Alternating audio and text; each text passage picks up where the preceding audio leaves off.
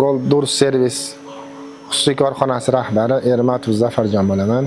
Korxonamiz 2014-yilda tashkil etilgan bo'lib, korxonamizda 8 ta ish o'rni bilan boshlaganmiz va bu holat 2018-yilgacha kelgan va 2018-yilda muhtaram yurtboshimiz tomonidan berilgan tadbirkorlarga keng ko'lamli imkoniyatlardan to'g'ri foydalangan holda ushbu ishchilar sonini 32 taga ko'tarishga erishganmiz.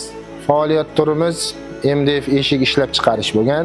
2025-yilga kelib esa korxonamizda mebel ishlab chiqarish fabrikamiz ham yo'lga tushdi. Ishchilar soni esa 90 tani bugungi kunda tashkil etadi. Aytganimda 2014-yilda faoliyatimni boshlaganman dedim. Roppa rosa 14 oy yugurib konvertatsiyani ilojini qilganmiz. Bugun konvertatsiyaga bugun zaявka bersangiz, bugun javobi chiqadi. Biz 14 oy yugurganmiz konvertatsiya qilish uchun. Mana shu stanoklarning pulini Xitoy davlatiga tashab berish uchun 1 yil vaqt yetmagan. 14 oy yugurib konvertatsiyani uddasidan chiqib pulni tashab berganmiz.